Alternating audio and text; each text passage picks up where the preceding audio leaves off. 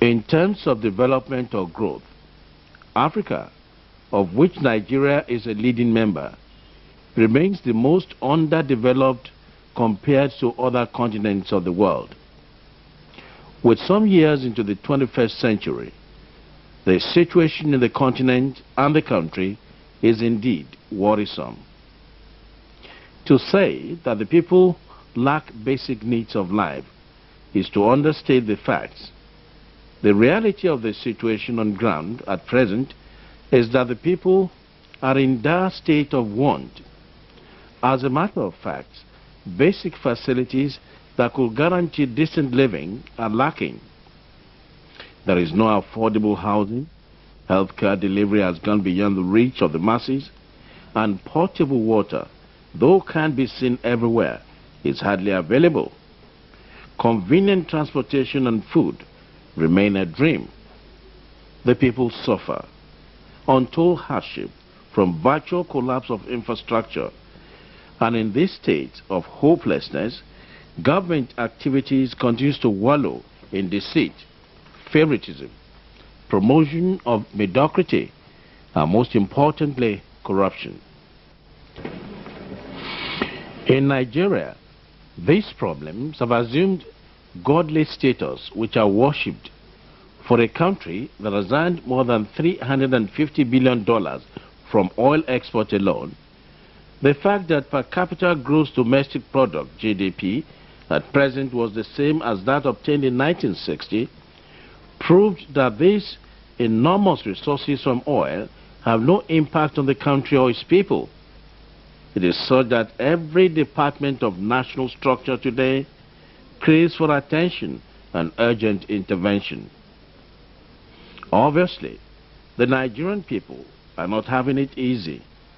The pervasive hopelessness that envelopes the society today is a reflection of the hardship of poverty induced by successive government programs or policies.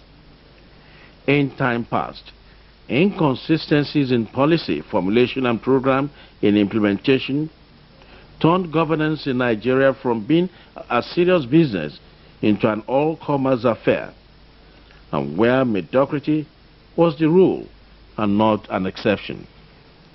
In fact, this could be the reason why people's expectations were often raised and dashed with a heightening speed.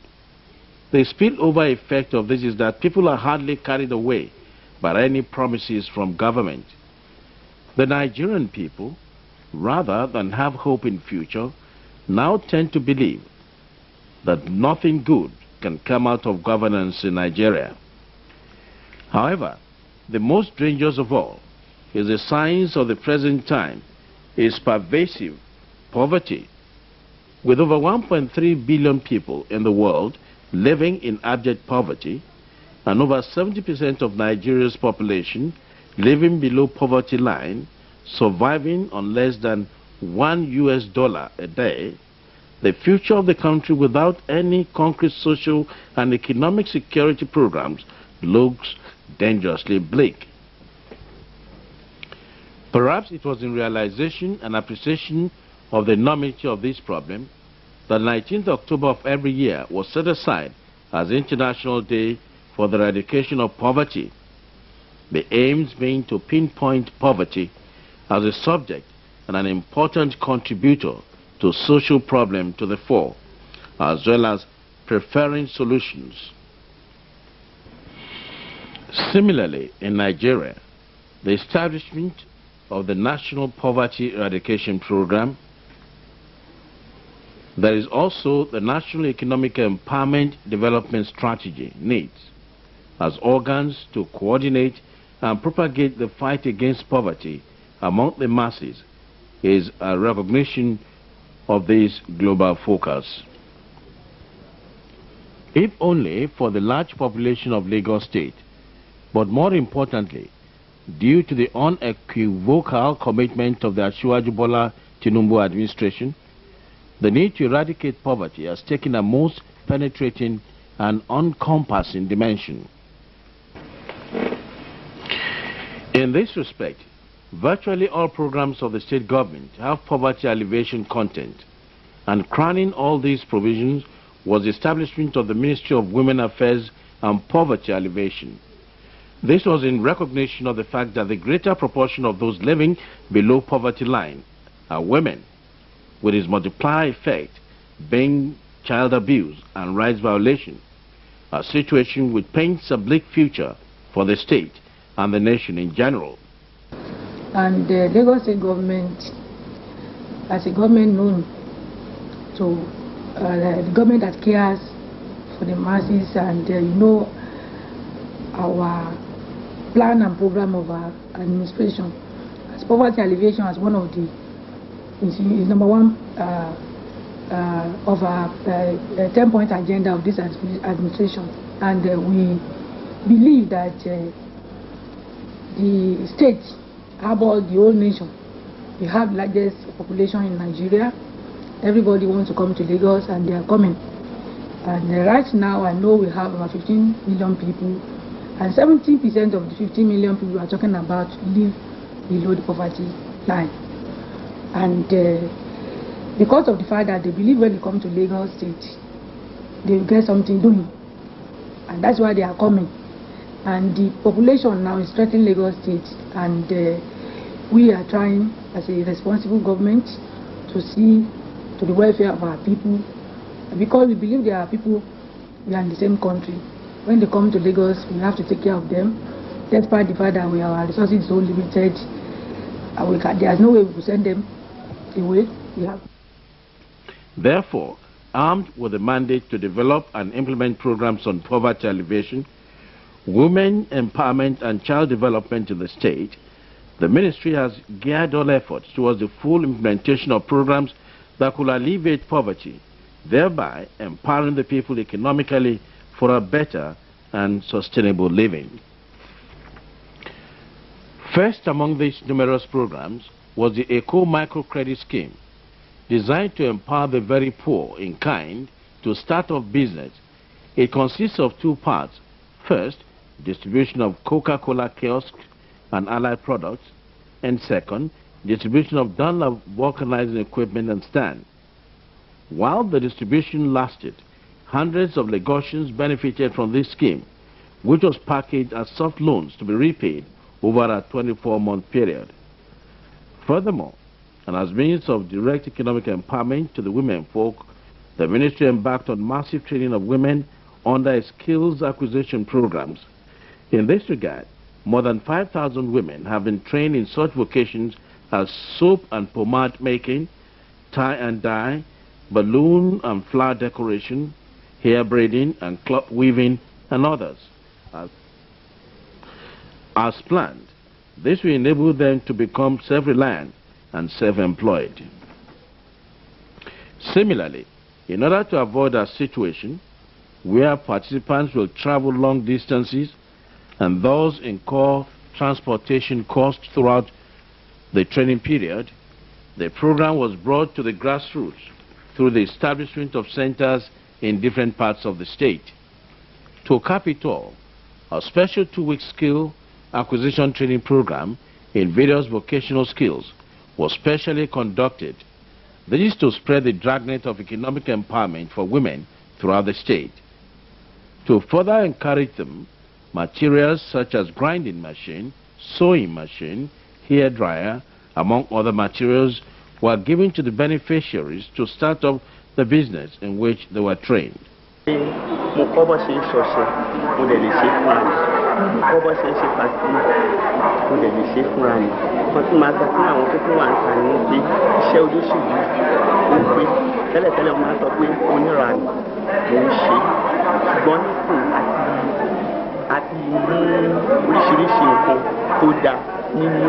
Torí àwọn aṣíwájú Bọ́lá Ahmed Ọlọ́run alààyè àtúbọ̀ máa ràn wọ́n lọ́wọ́ àti àwọn tó kù nínú wọn jẹ́ ká wá ṣe kọ́ọ̀sì torí pé kí ni tí n bá kú bí ìwòkù mo rí nǹkan gidi dì mú tí n bá dé ní màá ṣe fúnra mi màá tà àwọn ọmọ mi á jẹ èmi náà á jẹ nínú ní ilé gbàgbé wọn láyé.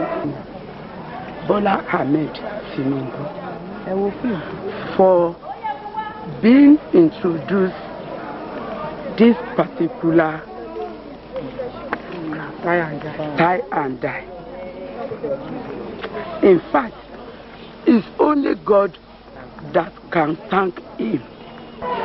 ṣe rí gómìnà wa wọ́n ṣe léyìí wọ́n ṣàṣeyege lórí ẹ̀ iléeṣẹ́ wo ò ní jóná wọn ò ní ṣubú dànù ṣe rí gbogbo àwa tá a mọ nǹkan tó ń jẹ́ decoration àti mọ deco o gbogbo ẹ̀ láti mọ o gbogbo rẹ̀ ń ṣe ló ń bọ́ lọ́wọ́ lórí o kò sì jáde mọ́ Olúwa máa ràn wọ́n lọ́wọ́ wọ́n máa lọ síwájú iwájú ni. Also, the ministry has been engaging employable youths in such vocations as agriculture and agricultural processing, including bread baking. Already, the Abia farm in Badagry and Odoginyo farm in Ikorodu have been expanded and are also being equipped with facilities necessary for training youths. In fact, the ministry's bakery at Strabag Yard, Alausa, which provided youths with employment, in addition, has been modernized and expanded for training. As part of its poverty alleviation program, breast cancer awareness campaign was embarked upon in Ikeja division. In all, over 2,000 women came out for free breast examination, while over 100 other women were referred to a hospital where free medical removal of lump was carried out. The campaign also took place in other divisions of the state and institutions of higher learning, where reports have shown the ignorance of the disease. Other programs on poverty alleviation, but which is not limited to Ministry of Women Affairs and Poverty Alleviation, is a state free education program. Indeed, the task of providing quality education for over 1.5 million children in public schools is daunting enough. Yet, to ensure that no pupil in public school drops out for inability to pay exam fees, the state government, under the present administration, has since inception taken up the challenge. Thus, the responsibility of paying for senior secondary certificate examination and National Examination Council fees for all students in the public schools have at various times been paid. This has seen government paying as much as 207 million naira for 79,684 students in 2003 alone. This year, a total of 225.2 million naira was paid for 86,617 students.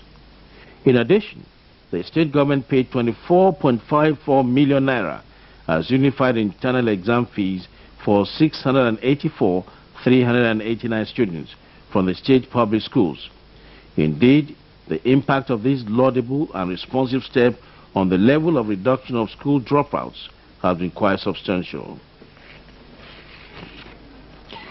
In the areas of health, remarkable achievement has also been recorded in alleviating the health problems of the masses in the state. For instance, the state administration has continued to provide free health care for children under 12 years of age and to senior citizens of over 60 years old. Free antenatal care is also being provided for women, a step which has drastically reduced the rate of childbirth-related deaths and mortality. Moreover, the present administration has been unrelenting in implementing its specialized health care program. Remarkable under this subsector is a free medical treatment being given to people suffering from malaria, tuberculosis, or leprosy. Equally notable is the popular blindness prevention program, comprising free eye screening, free eye treatment, free eye surgery, and the provision of free eyeglasses, widely known as Jigibola, to those whose case require that they wear glasses. To date, over 200,000 people have benefited from this program, with over 5,000 undergoing free surgery, while 32,500 received eyeglasses.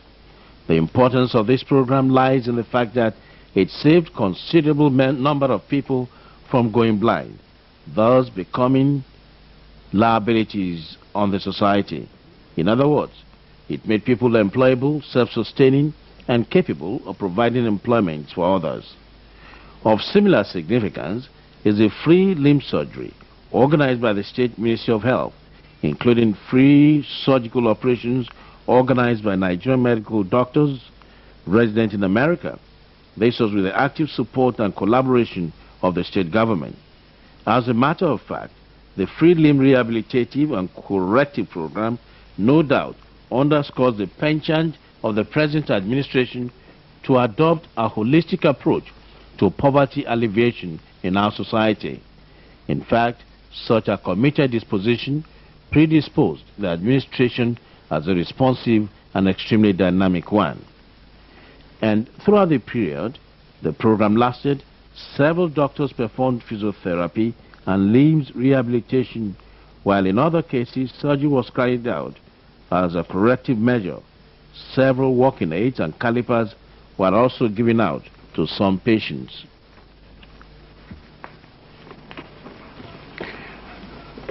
From the legal angle, the Asiwaju Ahmed Bola Tinubu's welfareist and poverty alleviation program permeated the judicial and legal system.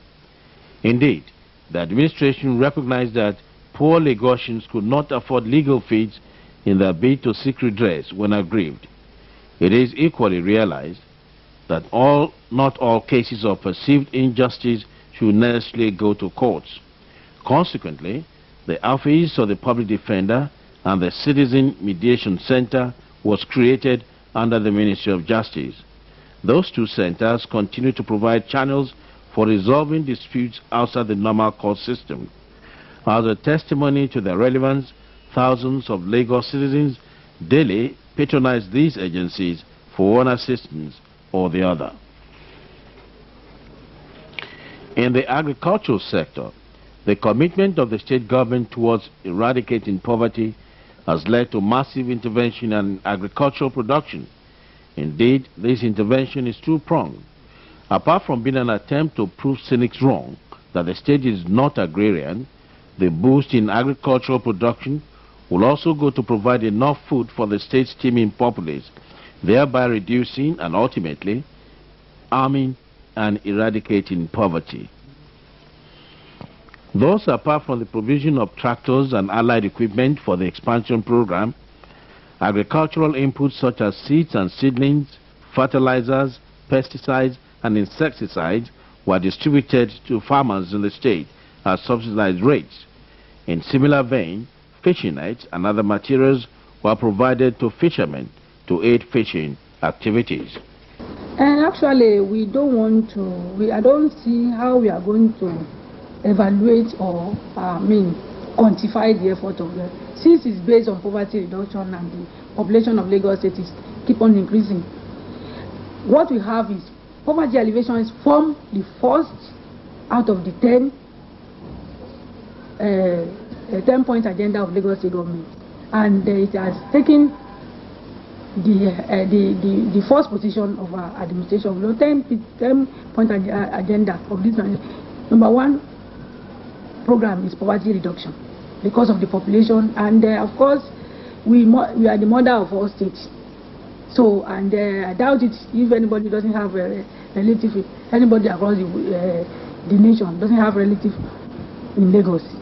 So everybody, we harbor the whole nation, and it's unfortunate that we are not being compensated by the federal government. It is by far the most challenging and unrivaled step so far taken by the administration towards poverty alleviation is job creation. Indeed, one could say with considerable degree of confidence that in the last 5 years, the administration of Asiwaju Ahmed Bola Tinubu in Lagos State employed the largest number of people. Conscious of its electoral promises, the administration immediately established job registration centers in all the local government councils in the state. With this serving as its data bank, the process of employment proper began with recruiting into the mainstream civil service. At the end of the exercise, about 3,500 graduates were employed as middle-level officers in year 2000, representing the largest number of graduates directly employed by any level of government in the Federation. Even with this number, recruitment still continues as numerous graduates gain employment into the service in 2001, 2002, and even 2003. Yet, the administration remained undaunted. Further to the realization that the number of unemployed hands was still many, the administration, in further display of its commitment to create more jobs, floated specialized agencies to perform the twin roles of creating jobs and undertaking specific functions, and these agencies were quite many. For instance, the totally chaotic and crisis nature of the state's transportation system, wherein discipline and disorder were on display, left the government with no choice than to intervene and radically reform the industry. As part of the reforms, a traffic management and enforcement agency was created to serve as traffic watchdog. Thus, the creation of Lagos State Traffic Management Authority has led to significant improvement in the state's traffic management system. In fact, it is now a common parlance that the fear of LASTMA is the beginning of wisdom on Lagos roads. While LASTMA has led to normalization of traffic, it has equally led to creation of over 4,000 jobs for different categories of individuals in the state. Actually, the Ministry of Women Affairs and Poverty and the Supervisory Ministry is charged with the responsibility of elevating poverty. We collate other poverty alleviation programs from other ministries, and we evaluate, we monitor, and of course, our research shows that each of the ministry has one poverty alleviation program or the other.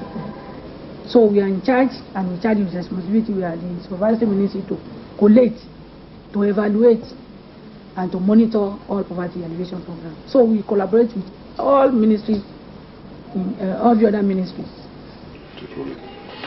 Without doubt, all these programs reflect nothing but unwavering commitment of the Bola Tinubu administration to alleviating and ultimately eradicating poverty. The vigor with which these programs were and are still being pursued is not only in line with the state government's policy thrust on poverty alleviation and sustainable economic growth, but also as a demonstration of the belief that poverty is a threat to human dignity. Again, it equally shows that the present administration has great amount of human kindness flowing in its veins. With conservative estimate of direct employment alone standing at about 10,000 people, it is not gainsaying the fact that Lagos State poverty alleviation and eradication drive since May 1999 is incomparable and unparalleled. By this alone, Asiwaju Ahmed Bola Tinubu has achieved quite a great deal. It therefore behooves the beneficiaries of these programs to appreciate this rare but necessary gesture by contributing positively to the development of the state. It is also hoped that the administration will sustain this effort and avail others who are still groping in labor market the opportunities to be gainfully employed, and with this they could contribute their quota to the development of the state and the country in general.